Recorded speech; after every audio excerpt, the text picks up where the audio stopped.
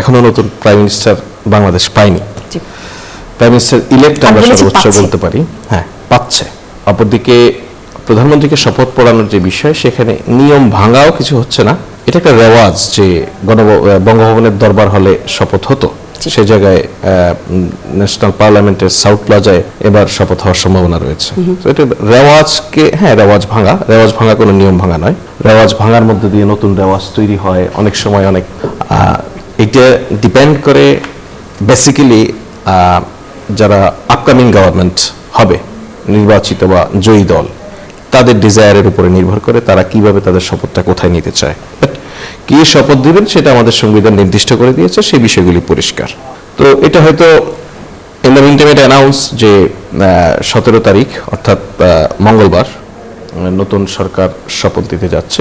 প্রক্রিয়াটা বোধ করি আপনার দর্শকরা জানেন, তারপরে বলি। সেটা হচ্ছে যে প্রথমে নির্বাচিত সংসদ সদস্যরা তাদের শপথ গ্রহণ করবেন।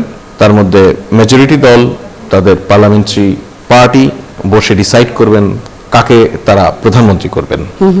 সেই আলোকে ওনাদের প্রধানমন্ত্রীকে শপথ দিবে মহামান্য রাষ্ট্রপতি। পরবর্তীতে মন্ত্রিসভার অন্যান্য সদস্যদেরকে শপথ দেওয়া হবে। এর মধ্যে দিয়ে বেসিক্যালি সরকার গঠন প্রক্রিয়া শুরু হবে। তারপরে নিয়মকানুন মেনে পার্লামেন্টের অধিবেশন শুরু হওয়া এইসব বিষয়। দেরির তো কিছু নেই। আমাদের তো বাংলাদেশে কোনো নির্বাচিত সরকার গতকালকে নির্বাচন হয়েছে আজকেই শপথ নিয়েছে এরকম ঘটনা ঘটেনি। সুতরাং কিছু স্বাভাবিক সময়ের প্রয়োজন হয়। খেয়াল রাখতে হয় যে যারা সরকার ফর্ম করে, এবারের নির্বাচনে যে কারণেই হোক এমন একটা হাইপ তৈরি হয়েছিল যে কি না কি রেজাল্ট হয়ে যায়। যদিও শুরুর দিক থেকে প্রত্যাশিত ছিল যে বিএনপি তার রাজনৈতিক স্ট্রেংথ, তার রাজনৈতিক অবস্থার কারণে তারাই নির্বাচিত হওয়ার সম্ভাবনা বেশি। কিন্তু মাঝখানে এমন অবস্থা হয়েছে যে বিএনপি বিরোধী যে ক্যাম্প, জামাত জোট, তারাও বুঝে জিতে যেতে পারে। ওই অবস্থায় বা 91তে একটা অভিজ্ঞতা আছে সরকারগুলির, দলগুলির। এর ফলে ওই অবস্থায় বিএনপি তার ক্যাবিনেট গঠন করে নিশ্চয়ই বসে থাকেনি। সো একটা পার্টি নির্বাচিত হওয়ার পরপরই তারও কিছু হোমওয়ার্ক করতে হয়।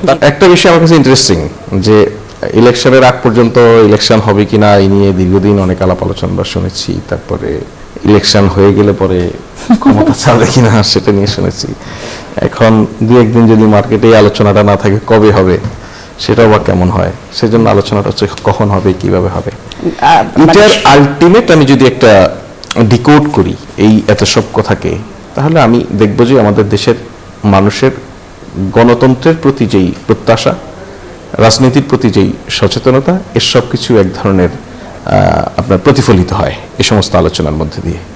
এই যে প্রত্যাশা, এই যে আবেগ এবং এই যে সামটাইম এটা হচ্ছে খুবই দৃঢ়তর আকর্ষণ রাজনীতি বা গণতন্ত্রের প্রতি, এইটাকে অনেকে দুর্বলতা হিসেবে নেয় এবং সুযোগ হিসেবে নেয়। এর ফলে আমাদের নাগরিকদেরকে নানান সময় আমরা মানুষদের বিভ্রান্ত করতে দেখেছি। কিছু কিছু মানুষ অপ্রয়োজনীয়ভাবে প্রতিনিয়তই মানে ধরুন ওনার বিরুদ্ধে আমি একটা অভিযোগ তুললাম, অভিযোগের কোনো ভিত্তি নাই, তারপরে আমাকে প্রশ্ন করবেন না আপনি যে এই অভিযোগের ভিত্তি কি, সেটা না করে ওনাকেই আপনি বলছেন যে আপনার বিরুদ্ধে এই অভিযোগ। উনি বললো কোনো ভিত্তি নেই। মানে বিপদটা কিরকম দেখেন, আপনাকে একটা আমি কমপ্লিটলি মিথ্যা অভিযোগ দিলাম এবং এটা খণ্ডানোর দায়িত্ব আপনাকে দিয়ে দিলাম।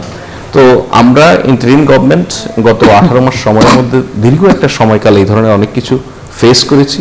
এটা একটা নিউ এক্সপেরিয়েন্স আমাদের জন্য। ইনফ্যাক্ট এর মধ্যে দিয়ে বাংলাদেশও নানান নতুন অভিজ্ঞতার মধ্যে দিয়ে গেছে।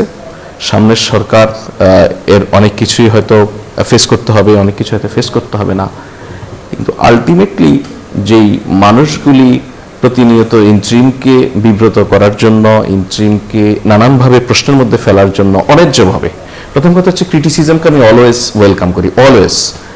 এবং একটা ইন্টারিম গভর্নমেন্ট যেটা রাজনৈতিক কোনো দলের সরকার নয়, যেখানে কোনো সংসদ নেই, সেখানে এই ক্রিটিসিজমগুলি খুব স্ট্রং হওয়া জরুরি। বিকজ পার্লামেন্ট নেই, আপনার আলটিমেট জবাবদিহিতার ওই অর্থে কোনো জায়গা নেই। এর ফলে এই মানে সোশ্যাল মিডিয়া স্পেসে বলেন, টেলিভিশনে বলেন, কাগজে বলেন, সেখানে ক্রিটিসিজমটা ভালো, সেটা যদি হেলদি ক্রিটিসিজম হয়।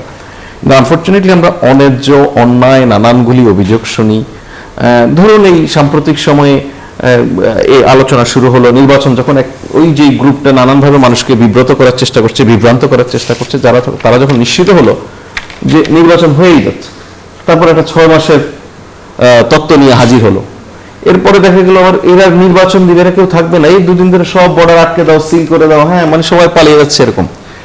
আপনি একবার চিন্তা করেন যে এমন ঢঙে এমন ভাবে বলা হচ্ছে যেন এই ইন্টারিম গভর্নমেন্ট বাংলাদেশকে লুট করে নিয়ে গেছে।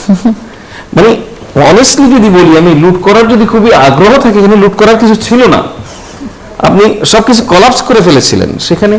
সো এটা হয় কি, মানুষের চিন্তা থেকে, মানুষের ধারণার জায়গা থেকে আওয়ামী লীগের যে দুঃশাসন সেটাকে সরিয়ে রাখার জন্য একটা নতুন এলিমেন্ট এখানে যুক্ত করার চেষ্টা হয়। সেই অভিপ্রায় থেকে এই ধরনের আলাপ আলোচনাগুলি আসে, যেটা আমাদের ভবিষ্যতের সরকারের জন্য এটা খুবই মনোযোগ দিয়ে দেখতে হবে যে ক্রিটিসিজমকে, আমি আবারও বলছি, ক্রিটিসিজম এনি ফর্ম আমি ওয়েলকাম করি, কখনো কখনো অন্যায্য হয়ে যায় সেটাকেও ওয়েলকাম করি, বাট এটার লিমিটটা কি, এটার লেভেলটা কি, এটা খুব সচেতন থাকতে হবে। কার কি উদ্দেশ্য নিয়ে এই ধরনের বয়ানগুলি নিয়ে সামনে আসে, এটাকে চেক করতে হবে।